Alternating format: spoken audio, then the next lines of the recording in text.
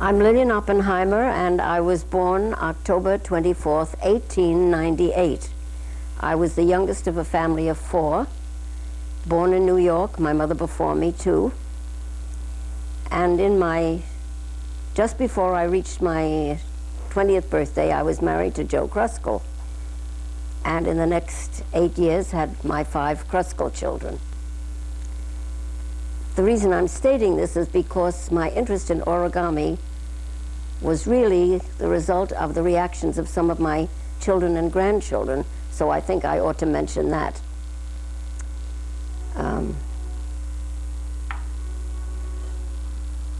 One of my children, my daughter Molly, at the age of about 7, had a very serious illness, and on recovery, I was anxious to keep her interested in arts and crafts because she had very clever little hands, and that interested her.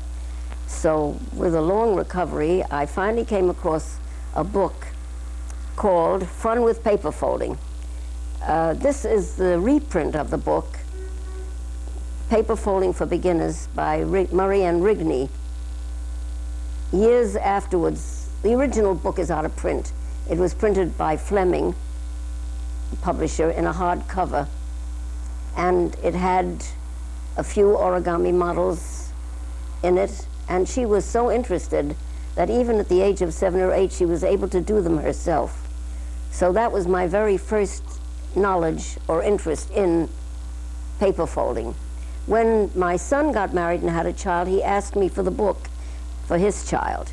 And when my 5-year-old grandson came home one day from kindergarten and said to me, "Grandma, I made 40 paper cups today, one for every one of the children in my class," it struck me that that was a wonderful way of sharing. Here this child had learned how to make a paper cup and showed me what he had done with it. So ever since then, I've been sharing. I'm trying to trace when I really started the Origami Center of America, and there are so many things that lead to it that I think I have to diverge and begin to tell you about some of the things that happened in my life that brought me into contact with origami.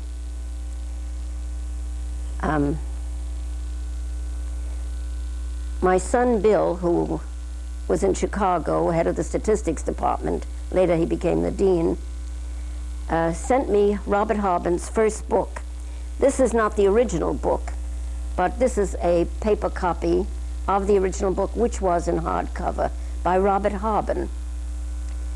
So Robert Harbin, we began to correspond. He lived in London, England, and my daughter Rosalie had married an Englishman, at the time was living in London, raising a family of her own, and I managed to get there once a year to visit her, and she told me, "Mother, I'm going to try to have all my babies in April, so you can be there for the birthdays."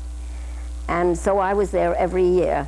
That was what made my knowledge, my introduction to meeting Harbin very easy, because the first time I went over there and communicated with him, he brought over all the papers and books loosely in his hands that he had accumulated on origami, on paper folding. We didn't call it origami then, we called it paper folding.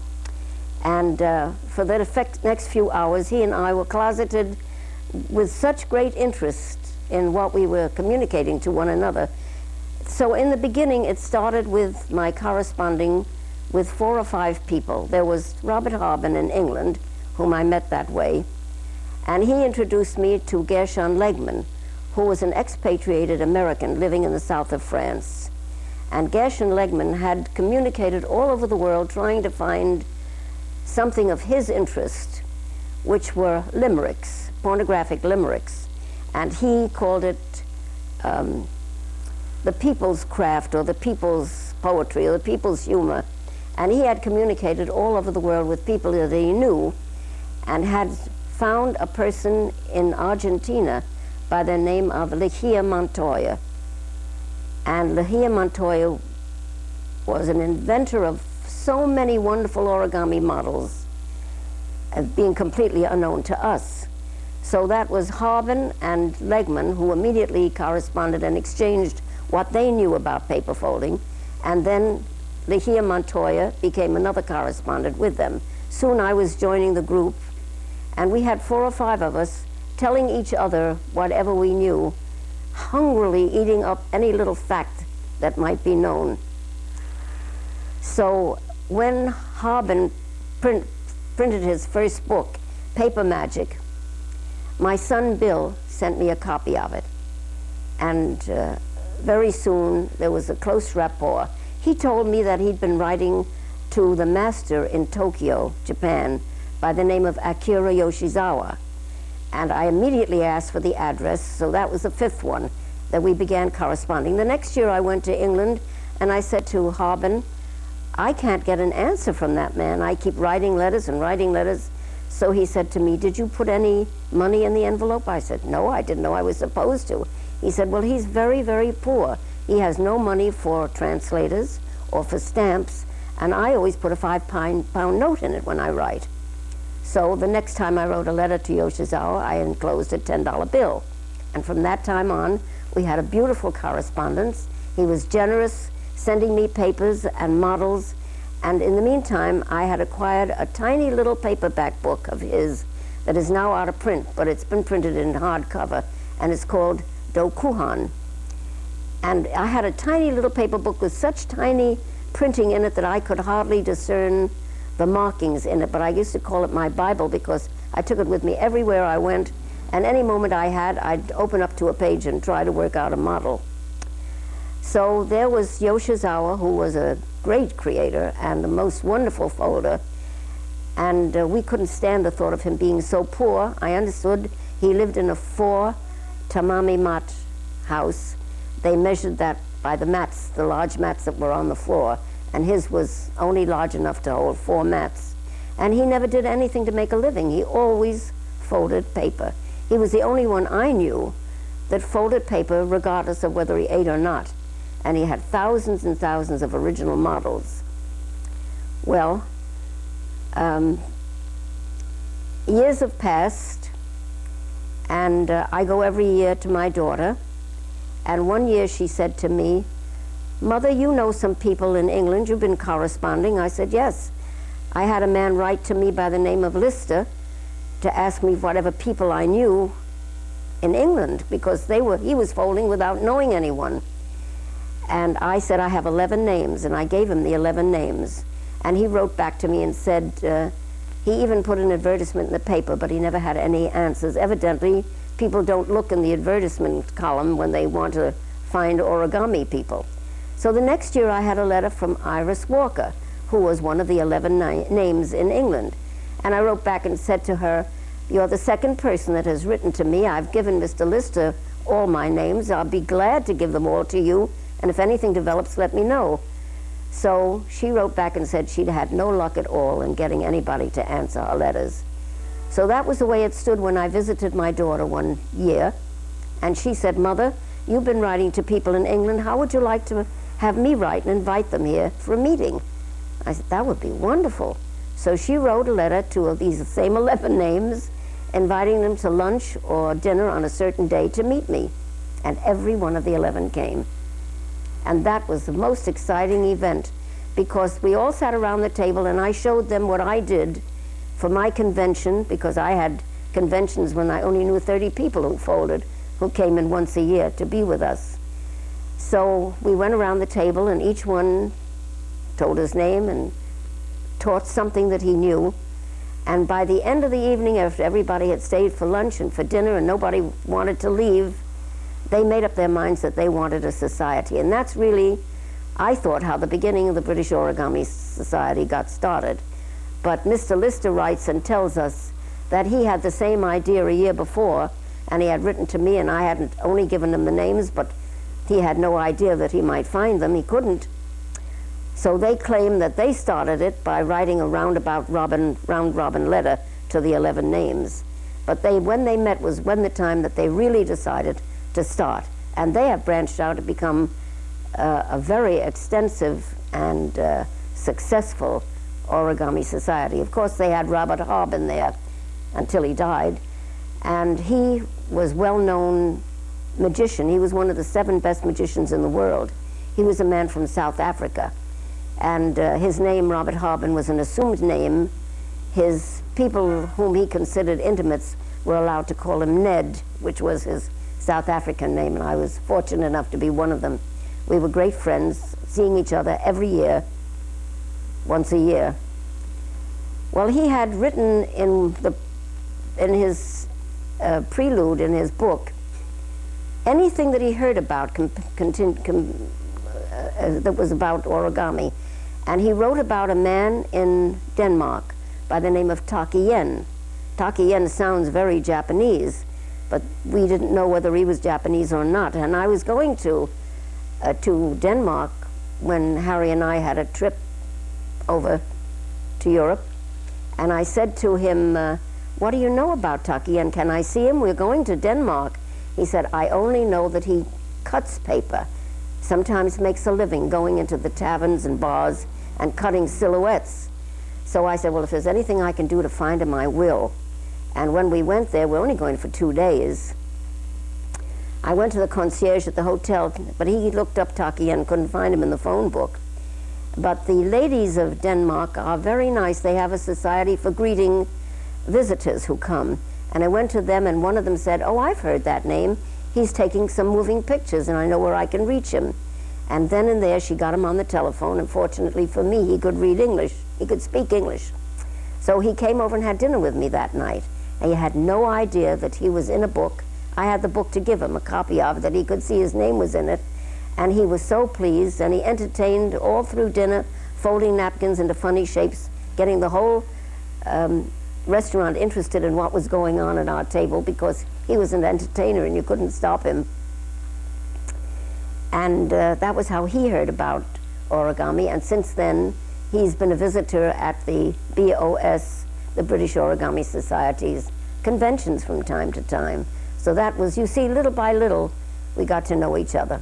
But I'm going way ahead of myself.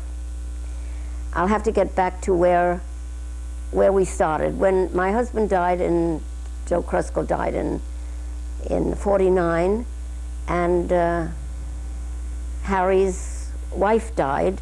She was my first cousin. So through the years after that, we were brought together by the children, our cousins.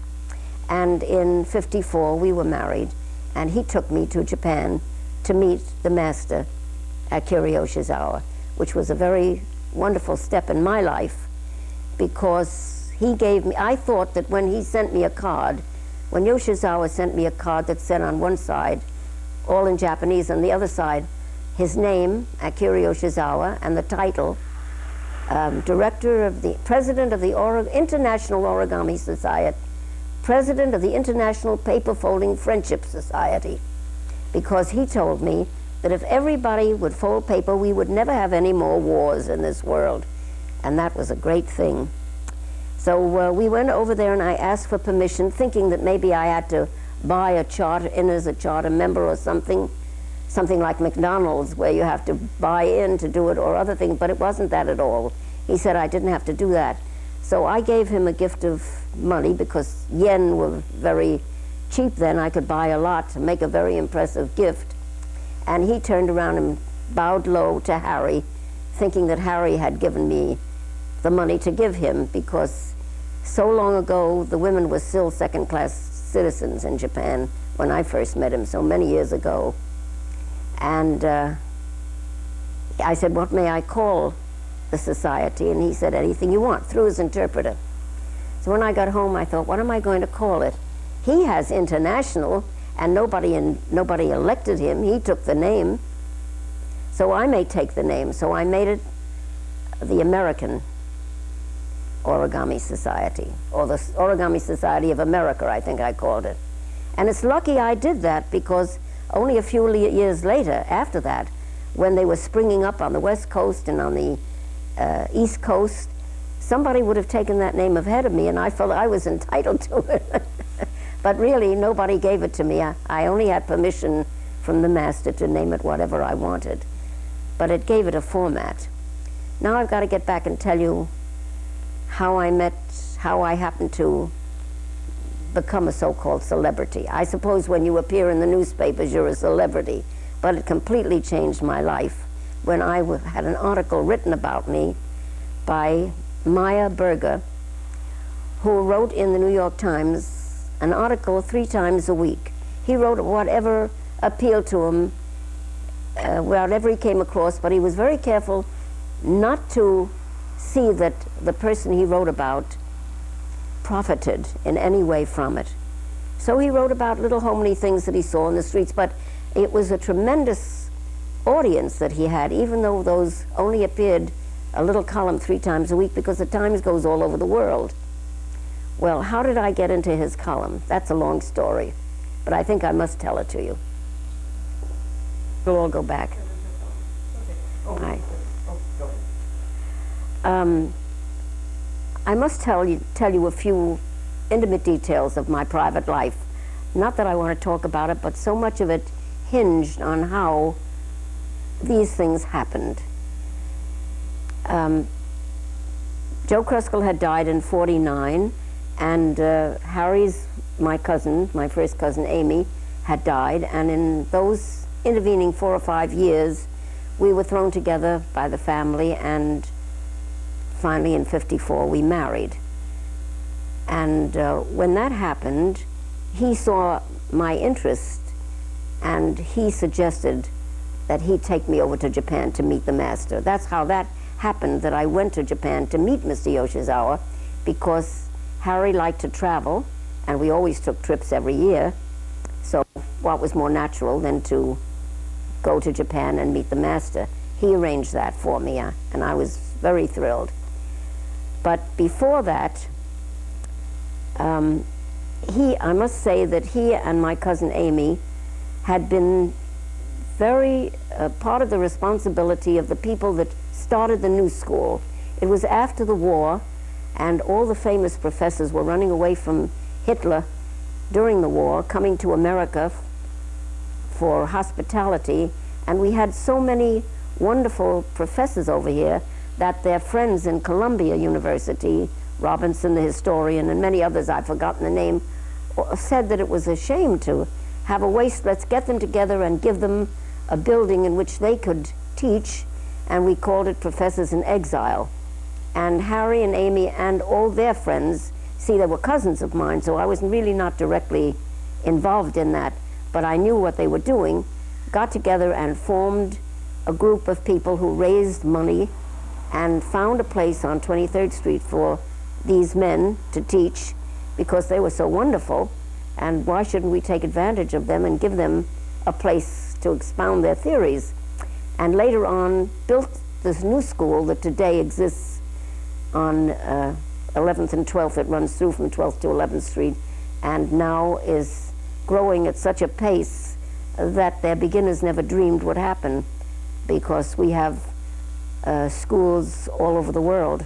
Anyway, I don't want to get into that now, but I want to tell you that my marrying Harry, when both of us were widowed for 4 or 5 years, and we were brought together, when we married, I had the opportunity, before we were married, of one of his daughters-in-law inviting me to a class at the new school. That's why I had to mention the new school. Harry was on the board, so every year he gave his children and their wives or husbands, wives, because he only had 4 boys, the privilege of taking any course they wanted. So Judy Oppenheimer, the daughter-in-law that really brought us together, was a young married woman with 1 child, and she was interested in a course being given by Emily Rosenthal in using odd materials in the kitchen, throwaways, paper and cans and boxes, in making things of interest for children, toys, such as that. And she thought it was a very interesting class. She was taking it because she had 1 child, and invited me to go with her one night to the course, before I was even married to Harry, when we were engaged. And that was a very important thing in my life, because she had taken a neighbor with us, and I had a little red convertible that I had before my husband passed away, and I took them, called for them and took them to the new school, and we had the course under Emily Rosenthal. We had that one setting, one course, one meeting, I want to say, because she had a 12-week run, I believe, a 12 lesson run in a course. And on the way home, I took Emily Rosenthal with me to take her home, since I had the car. And when I drove her to her home after I delivered the girls, we sat in the car for an hour and talked. She was a wonderful, wonderful woman. She's still alive today. She's well in her 90s, and taught at the New School for many years, and also started the 92nd Street Y kindergarten, which I think is one of the finest kindergartens in the city. And Emily Rosenthal was the first teacher put in charge to start it. Well, we were talking in the car after this lesson, and in the lesson she had taught the flapping bird, which is an origami model invented so long ago that we don't even know who did invent it. So we call it a traditional fold. And it embodies many of the traditions and feelings of the Japanese, and it is one of the most beautiful models and has always been my favorite. And she taught it at that meeting from a piece of paper, because she taught paperwork, cut out paperwork, boxes, cans. She took all kinds of throwaway things to make usable things out of. And one of them was to take a piece of paper and make this flapping bird. And I was very intrigued with it. And this was the only other time I had seen any reference to the little book that I had given my daughter so many years before to do when she was ill. And she said to me, I asked her if she would teach me more of that, and she said, I don't know anymore. That's the only figure I know in paper folding to make. But she says, I have a pupil, I'll send her to you, by the name of Frida Laurier.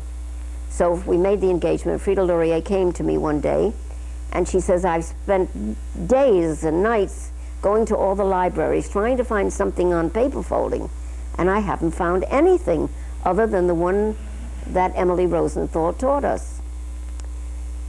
And she says, and even that one I can't do. So I said, well, I can do that one. I know how to make the flapping bird. But what I wanted to do was to learn more things. He says, she said, I don't know anything beyond what Emily taught us, but I would be so grateful if you would teach me how to do it. So then and there we changed positions. I became the teacher and she became the pupil, and I taught her how to make the flapping bird, which I had mastered. She was as thrilled as I, and she came every single day after that, whenever she could, I should say, because she was an occupational therapist at Bellevue. That was another good thing for us, because she could use that work in her work, going around to the various patients who were recovering. It's a wonderful thing because you do it in bed, you only use a piece of paper, you need have no other facilities, and you can spend hours enjoying it if you like it, if it catches on with you. So she would come to me regularly, and we worked out all of the models that we could out of the little book that I had gotten back from my son, that I had lent him, which was called Fun with Paper. And she would go to the hospital, take a branch that she'd pick up in the park, and as she made her models, would hang them on this branch and go through from one room to the other trying to get the people who had nothing to do with their hands, were idle, recovering, giving them something to do. I have a lot of funny stories about that, but I don't want to take the time right now. But to show you how one person after another you pick up when you have an interest. She was in the elevator in Bellevue with her branch with little models on it, and in walked a handsome, tall man by the name of Robert Neal. He looked at her and he said, "Oh, you do a paper folding. My wife just gave me a book." And it was the book that Harbin had written, I believe, or it might have been another book that came out later. And he said, "I'm very interested in it." So she came to me and said, "There is a young minister who was going through the hospital, who does origami. So we invited him to come and see what I had, and he could bring what he had. And that's how you gather people together if you have an interest like that. So I wanted to mention that he was a great interest because later on he became the first president in the Friends of the Origami Center of America at the time that I was retiring, and the young people were taking over, which was fairly recently. So Frida came over and worked with me frequently. In fact, she became so interested in it that she took a room in the hotel in which we were living. Harry and I, when we moved, when we were married, found a terrace, an apartment in Gramercy Park, and that's where we had all of our meetings. Anyway, after a while, Frida said to me, I have a friend who told me about a paper that's coming out in New York, 3 pages in English and 3 pages in Japanese, and he thought that we should tell the editor about what we're doing. Well, I said, I can't see why he'd be at all interested. Well, she said, if you won't write to him, may I? I said, certainly, do what you want. So she wrote to the editor, and we had a phone call, and he said he'd like to come over and see what we were doing. And he came over. He was a Nisei. He'd been born here in America, and he didn't know origami. I keep calling it origami because I pretty soon realized that paper folding was not really conveying what it was. People would see something on television and say, oh, I saw that. I saw a man with paper, and he had a big scissors, and he was cutting. And I said, well, you don't use the scissors when you do origami if you're a purist. So little by little, I found the word origami, which was a Japanese word, meaning to fold paper. It was a combination of 2 words. Ori means to fold, and kami, K-A-M-I, is the word for paper in Japan. And when they put the 2 together, they changed the K to a G, making it soft. So origami simply means folding paper. And I thought it was so beautiful. And then you couldn't mix it up with paper sculpture or paper tearing or paper covering, whatever they do. So we had origami from that time on because I adopted it. It was an actual Japanese word, and the only one I could say. So this editor came, and we had the table spread out with all the models from the little book that we had been able to make. And it was very colorful because origami paper is colored on one side and white on the other, and it's very cheerful and very attractive. And he said, we started to tell him about it, and he said, well, this is too much for 1 issue. I'm going to write 3 issues. So he had 1 issue, and I have the newspapers to prove my story. I have them. The first issue was about origami as it was practiced in Japan, where children learned it at the knee of their grandmother or their mother, and then discarded it like we do picture books or doodling. And the grown-ups very rarely practiced it in their life at the time. It was just considered a craft. But he wrote 1 issue of that, and the second issue was about me as a housewife and my interest in it, and that I'd been to Japan. And the 3rd issue was about Frida Laurier and her work in the hospital as an occupational therapist. And there were very many interesting stories connected with that. We asked the editor, would he be good enough at the end of his article, or anywhere at all, to write that if there were any Japanese people around who would like to come and fold with us, we'd be so delighted because we only know what we have from 1 book. Would you believe it? Not 1 person came to us or wrote to us. But Frida was beginning to get impatient about what we were doing and wanted recognition. And she said to me, we should be exhibiting these models in some craft museum. On 53rd Street was the a museum next to the Modern Museum that specialized in folklore and things like that. So, and this is sort of a folk thing. So she said, why don't we talk to them? I said, Frida, I'm perfectly happy just to be doing what I'm doing now. I don't have any ambitions. She said, well, do you mind if I go? I said, not at all, but I doubt that they'll invite you because this is a prestige thing to be shown in a museum, and you have to be invited. So she went there on her own with my permission, and of course was politely shown to the door. And I said to her, Frida, when we get to be known, somebody will come along, and some museum will come along and invite us, and it's exactly what happened. Because when it appeared in the newspaper, then the Museum of Cooper Union came and asked me for an exhibition, and they gave an absolutely wonderful exhibition, and I think it was in 58, if I'm not mistaken, late in the 50s, at the Cooper Union, and it was a real kind of an exhibition that they would give to anything that would be of interest. In fact, they had a catered luncheon to the press, invited just before the opening, and it was mentioned in the press, and they put on, meanwhile, of course, I had Mr. Yoshizawa to draw upon. He sent me some wonderful models, all of his own original, and Lihia Montoya sent me beautiful models. By that time, we were corresponding, and I had written to all of them, and they all showered in their original models, and it really was a beautiful exhibition.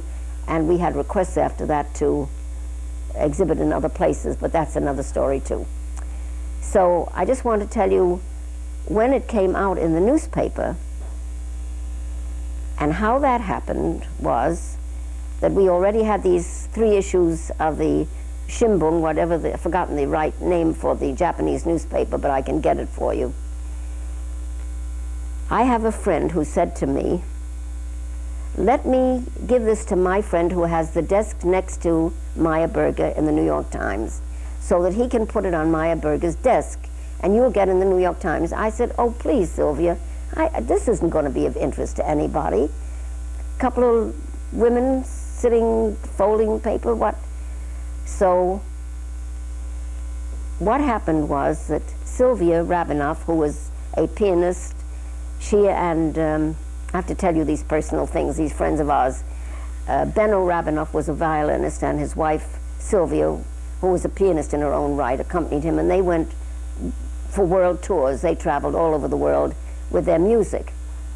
And I have to tell you of a personal experience of hers to explain why she was so interested in getting my article on Maya Berger's desk. When the Rabinoffs would come out of Carnegie Hall, even on a cold winter night, there'd be a poor little old fellow standing in the lobby near the street, fiddling away with gloves without fingers and all the cold.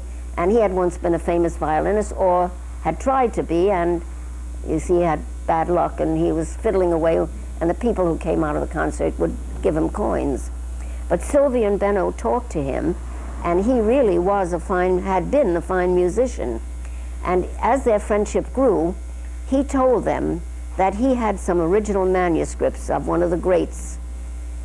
Well, Sylvia, who was a student and had studied the idiosyncrasies of various well-known composers who wrote shorthand in their music in their own way, because when the muse is coming and they have to write quickly, they can't really write all the notes out, and so they each have their own way of making their manuscripts of their music, and she happened to have studied them like you would study handwriting. So she said to this old fiddler, I'd like to see those manuscripts, because if I see them, I can tell immediately if they're really originals, because I know the characteristics of the handwriting and what they did. Well, before she had a chance to get them in her hands, the man had died. And she went down to the lodging where he lived in a miserable neighborhood, and she spoke to the landlady and said, could I go in his room? I'm looking for a couple of sheets of manuscript of music. That's all I want. It wouldn't be of use to anybody, and if I could get them, I could tell whether they would be something the musical world would herald. So the landlady said, I'm sorry, it was just yesterday that the dustman came and took everything away. Well, do you know where he lives? Yes, he lives down the street. So she went to the dustman, and he said, oh, I've got everything in the basement. I just dumped it in the cellar, the last thing that I picked up. And she said, may I go down? He said, sure, if you want to. So she went down this miserable cellar, smelly and sticky, with piles of junk all over like garbage. And Sylvia had the courage to go into his pile and look through, and she did come up with the manuscript, and it was an original, And it was so important in the musical world that she had given it to her friend who had the desk next to Maya Berger. And he had given it to Maya Berger, and Maya Berger had put it into his column, and that's why that got world coverage, you might say, because people who were interested in it made a big fuss over the discovery. So she wanted me to give it, she wanted me to put the newspaper that had published what we were doing on the desk of her friend so that he could put it in Maya Berger's desk. Well, I still poo-pooed everything. Anytime anybody tried to make me do anything with this origami love of mine, I poo-pooed it. I just never thought it would ever be anything but an interest of mine. So then Sylvia said the same thing that Frida had said, if you won't do it, may I do it? So I said, sure. So the next thing I knew, I had a telephone call one day. This is a reporter from the New York Times. Somebody left the account of what you're interested in this origami, this art of origami. And do you know we have tours through the building? I said, I didn't know. Well, he said, there's a tour just happened to be passing by of Japanese. And I took the article and I went over to one of the men in the group that were touring our New York Times offices, newspaper men from Japan, I suppose. And I said to him, what is origami? And the young man said to me, if you have a piece of paper, I'll show you. The reporter was telling me this over the telephone. And he said, so I got him a piece of paper, and he made a bird for me. Oh, I said, did the bird flap its wings when you pull the tail? He said, no. I can make one of those, I said. Well, he said, may I come over and speak to you? I said, surely. When would you like to come? He said, could I come tonight? I said, yes, join us at dinner. He said, no, I'm sorry, my wife will be making dinner for me, but I live in your neighborhood, and if you don't mind, I'll be over around 9 o'clock. This is Maya Berger, thank you. And when I hung up, I ran to Harry and I said, can you believe it? That was Maya Berger, the reporter on the New York Times, and he's going to come over tonight at 9 o'clock to interview me. Well, because I was very thrilled, and I got out all the papers again and filled the table again, that same table over there that I still have. And when he came at 9 o'clock, a tall, lean, ugly-looking fellow, very quiet, I sat down at the table and I began talking, telling him what I had read in Harbin's book, because in the beginning he had mentioned how many people of note in the past that he had learned about who were interested in paper folding, like Carol Lewis, who wrote Alice in Wonderland, and he had talked about making a little boat and putting it on the water with a soldier in it, you know. So he knew origami. And then the famous artist of so many years ago, well, he was a great artist that made so many drawings, and drawings of flying birds or aeroplanes, and I'll get the name. Who? Leonardo da Vinci. I'm sorry, I forgot it for the moment. And they were sure that he had known that flapping bird because the drawings that he had made looked exactly like the directions for it. And then Unamuno, who was a very famous professor in Spain, in Salamanca, I think, had done paper folding, and we have some of his original folds. So this makes it sort of worldwide and brings it all together that it was something worthwhile if so many people of note did it. So as I was talking to him, to Maya Berger, he took a little notebook quietly out of his pocket with a pencil and sat there and wrote while I was talking. And when I took him to the door, he said, can you absolutely say that what you told me about Unamuno and Leonardo da Vinci and all is true? Well, I said, Mr. Berger, I read it in a book. I can show you the book that I read it in, which was the book that Harbin had written. But I said, I can't vouch for it any more than that. So he turned around and he said, I'm going to send a photographer up on Friday at 2 o'clock. Please be home. So Friday at 2 o'clock, the photographer came, and we went out on my terrace. He took a picture of me, which appeared in the article, and I was a little old lady in Gramercy Park folding paper. I'm still a little old lady, and not in Gramercy Park, but I'm still folding paper. And that was a good many years ago. So that was how it got into the newspaper. And when it came out, my life was changed. The day it was published, you wouldn't believe this, I was besieged by telephone calls and visitors and people and letters. Everybody wanted to get into the act. Nobody had ever heard of it before. And among all the people that called me and wanted me to do this and go into this with them, and they were going to make money from me, they were going to put me in, and I didn't want any of this. I didn't want to be publicized. I had nothing to sell and nothing to give, because I could only make a few figures. I really didn't know very much. So the first one that I accepted was The Tonight Show. And it was then being done by, I hope all these names aren't going to escape me, Jack Parr. He was the first one to run the all-night show. And his people called me up and asked me if I would appear. I can only tell you that this was either July, it was in the summer, and they probably had to scrounge around for things to put on the air is the only reason why I can give you that they might have called me to ask me to come on, because to me it seemed such a small thing and I couldn't see that anybody would be interested in it. But I guess bringing Japan into it, the Orient, it made it interesting, and it was a very old art. Anyway, they said, would I come and be on The Tonight Show? And I didn't want to, but Harry said, go ahead, I'll go with you. So that's how I appeared on The Tonight Show with Jack Parr. I don't want to tell you what happened because I'll get into too many details. I better go on and tell you that the next morning I was called by the Today Show, Garraway, and they called me and said, we read about you in the New York Times and we saw you on The Tonight Show. When will you come to the Today Show? You have to be here at 5 o'clock because it started at 7 and there's a rehearsal. And I didn't want to do that. I couldn't imagine anybody being interested. But Harry said, you go, I'll go with you. So at 5 o'clock we found ourselves in the studio, and there was a long table, and I was asked to sit on one side of Garraway at 5 o'clock. And for 2 hours they had their rehearsal. And Garraway never turned once to say hello to me or good morning or who are you? Nothing. Whereas later when I appeared on the Godfrey Show, I had such a different reception that I can't help comparing them. Maybe I shouldn't. But anyway, all the young girls came and rubbed his back and asked him if he'd had a good night and how his wife was doing. And I saw all the insides of what goes on politically before a show starts. And I had a book that it had cost an arm and a leg to get from Japan.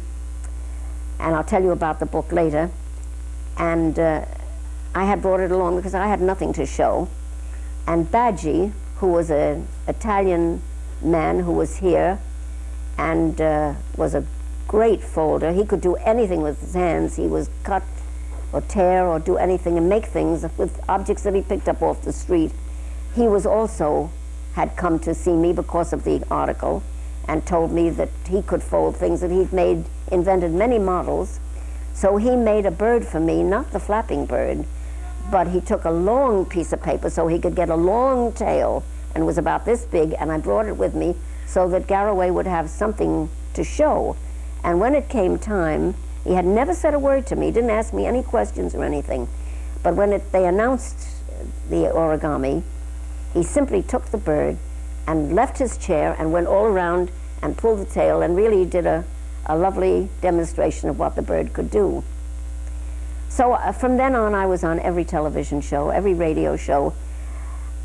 My life became unendurable because I didn't want any of those things, and I had nothing to sell. I had no book, and yet I did have to go to most all of them to show it off. So that's the way it got a good start in New York. And then I found out from the letters that came in from all over the world that the New York Times indeed travels all over the world, and everybody reads that little column of his, because the amount of mail, you haven't any idea. And of course, I was disgusted by it because it was nothing that I could understand or cope with. So this sort of thing was sort of forced on me, and if it ever succeeded, it was not because of anything I did, but because of itself. Because to take a little piece of paper that isn't worth anything, and with a few instructions, turn it into something that is a piece of a work of art. This flapping bird, you can make it with a few folds and you can hang it on a string and then fly in the air as a mobile. It is so charming and so beautiful, and I was so excited about it because I could never do anything artistic. I couldn't cut a straight line or draw a straight line.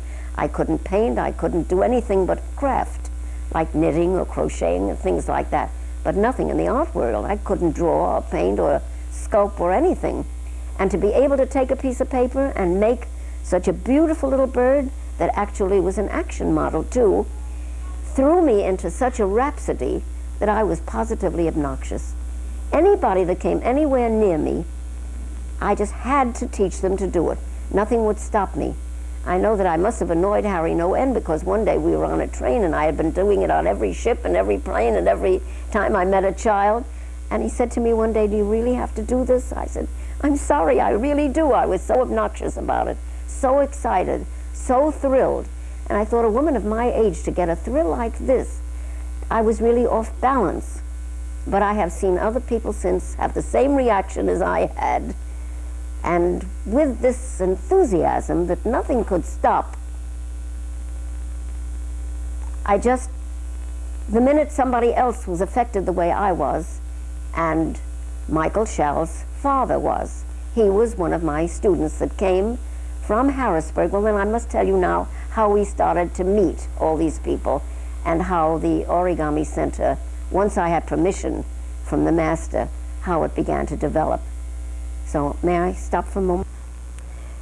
The Japan Society at the time, so many years ago, was located in an office building, not like it is today in their own home near the UN. They have a beautiful building. But in those days, they were occupied 2 floors on 35th Street, East 35th Street, because I remember Altman's being there. And either they had heard about me or I had gone to them. And the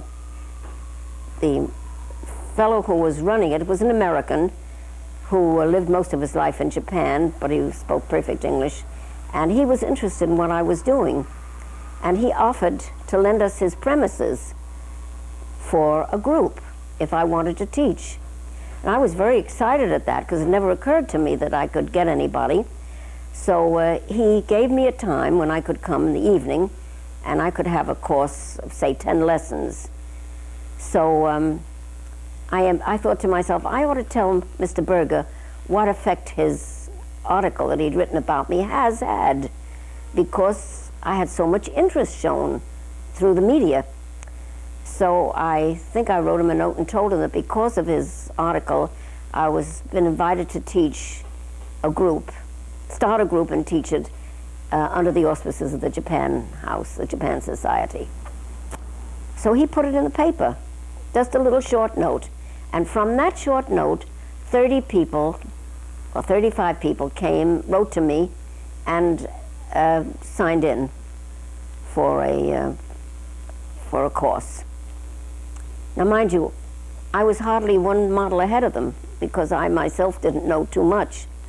But I loved to teach, and I didn't realize that I loved it so much because there was nothing in the world that I could teach that anybody else didn't know. And here, this was something that nobody had heard about. And so I have a lot of ham in me, and I was so delighted to get students. And so that was how we started our first group. And some of the people that came to me at that time are still friends of mine, like Natalie Epstein, whom you know. She did a great deal of work with me in sorting out the models. For years, we worked together once a week, making our collection valuable because it was all alphabetized. And Milton Halpert, whom I think you might have heard of through puppetry circles, was one of my first pupils. And Baggi, this man, this Italian, who was thrown out of school in 3rd grade because he was making funny things, cutting them out of paper and folding paper and making funny things, so he had no education. But he told me he traveled around the world 3 times on his scissors, because Baggi could cut a silhouette of anyone, a funny silhouette, a comic one of you. And whenever he came to a country and he didn't have any money, he would go find out what the finest nightclub was and ask if he could go and around to the tables, and he would give a commission of anything he made. And he always sold his little, he always got paid when he made a funny profile of you. If you were at the nightclub, you evidently had money to spend, and you had a woman with you, wanted her profile. And so anyway, he had no trouble in getting money to live on, even though he didn't speak the language, because he was so clever with the scissors.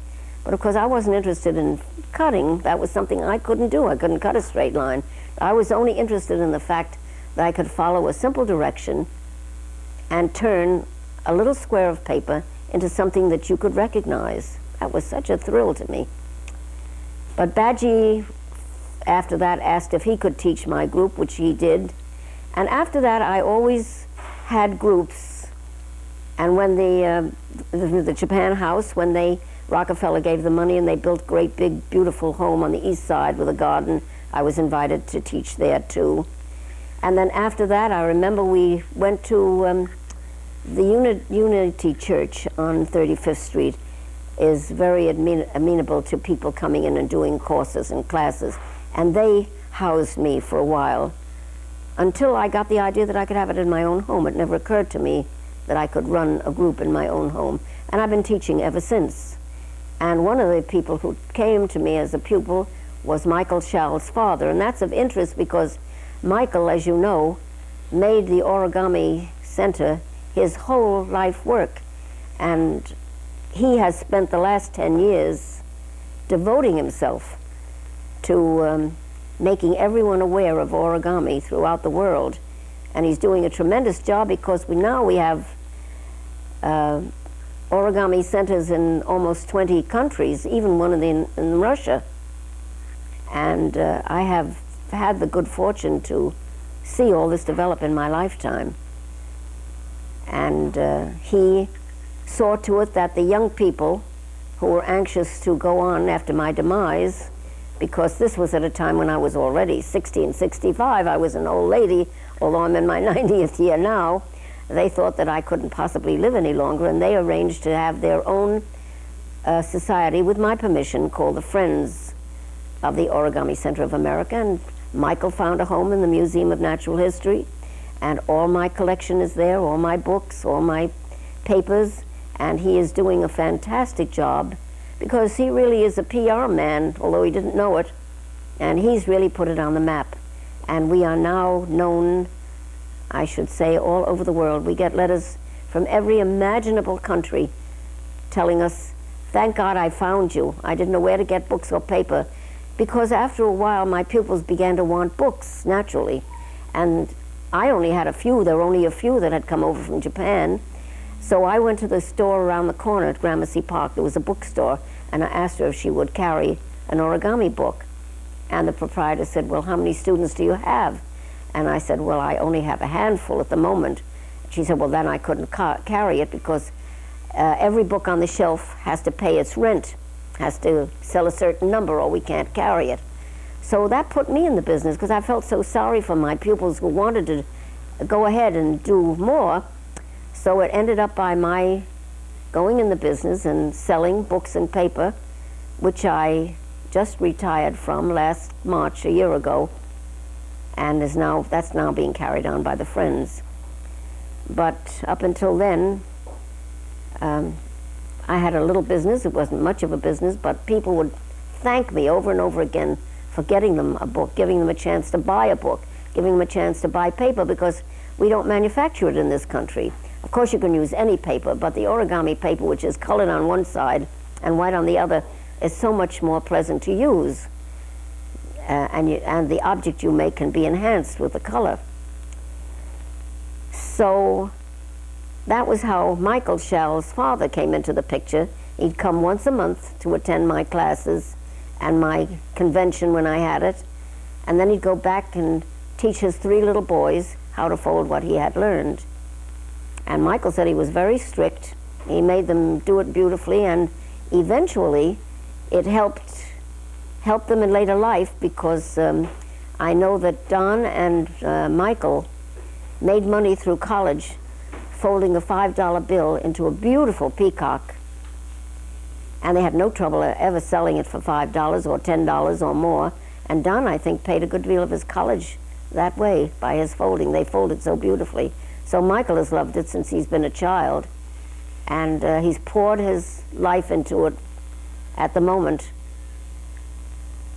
And I have to thank him for seeing that it got so well known all over everything.